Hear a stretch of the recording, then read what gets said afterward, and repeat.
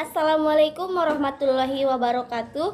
Perkenalkan, saya Nurul Hapifah Pulungan dengan NIM 2014070001 dari Prodi Pendidikan Guru Madrasah Ibtidaiyah A. Video ini saya buat untuk memenuhi tugas kewarganegaraan yang dibimbing oleh Ibu Hajjah Wahyuli Liuzen, SE MPD. Baiklah, saya dari kelompok 5 akan membahas materi dari kelompok kami, yaitu tentang otonomi daerah. Di sini saya akan membahas 3 poin. Yang pertama, pengertian otonomi daerah. Yang kedua, latar belakang otonomi daerah. Dan yang ketiga, dampak dari otonomi daerah. Baiklah, yang pertama saya akan menjelaskan pengertian otonomi daerah. Otonomi daerah berasal dari 2 kata. Yang pertama, otonomi, dan yang kedua, daerah. Otonomi berasal dari bahasa Yunani, yaitu autos dan namos. Autos yang berarti sendiri, dan namos yang berarti aturan atau undang-undang. Jadi, otonomi bisa dikatakan sebagai suatu kewenangan untuk mengatur sendiri atau kewenangan untuk membuat aturan guna mengurus rumah tangga sendiri. Sedangkan daerah adalah kesatuan masyarakat hukum yang memiliki batas-batas wilayah tertentu. Menurut Undang-Undang Nomor 32 Tahun 2004, otonomi daerah adalah hak, wewenang, dan kewajiban daerah otonom untuk mengatur atau mengurus sendiri urusan pemerintahan dan kepentingan masyarakat setempat sesuai dengan peraturan perundang-undangan. Pengertian lain, otonomi daerah yaitu daerah tertentu dalam sebuah negara yang memiliki kebebasan dari pemerintah pusat di luar daerahnya tersebut. Yang kedua, latar belakang otonomi daerah. Kebijakan otonomi daerah lahir di tengah gejolak tuntunan berbagai daerah terhadap berbagai kewenangan yang selama 20 tahun pemerintahan Orde Baru atau OB menjalankan mesin sentralistiknya.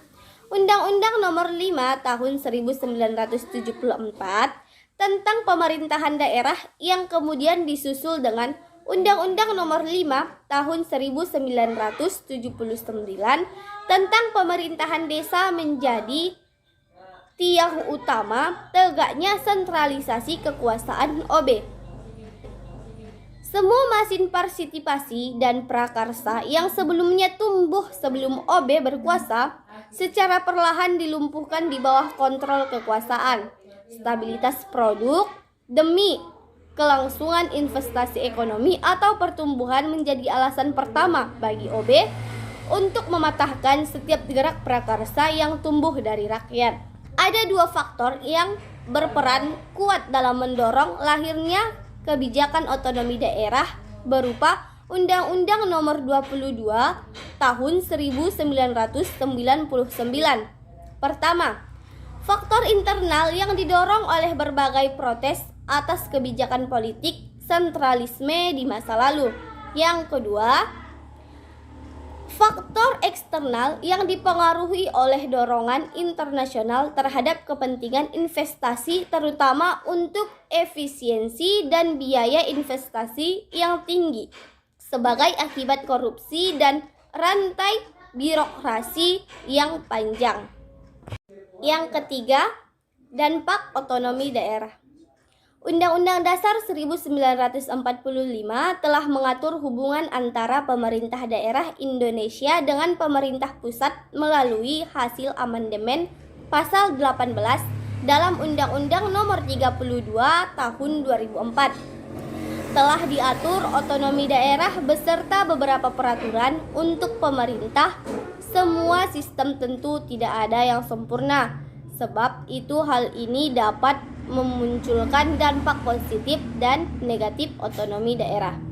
Dampak positif otonomi daerah. Yang pertama, berkembangnya sosial atau budaya. Yang kedua, pertahanan dan keamanan. Yang ketiga, memberikan potensi untuk daerah berkembang. Yang keempat, wewenang daerah. Yang kelima, memicu kemajuan suatu daerah. Yang keenam, sumber daya mudah dikelola. Yang ketujuh, efisiensi waktu, dan yang terakhir adalah efisiensi biaya. Dampak negatif otonomi daerah.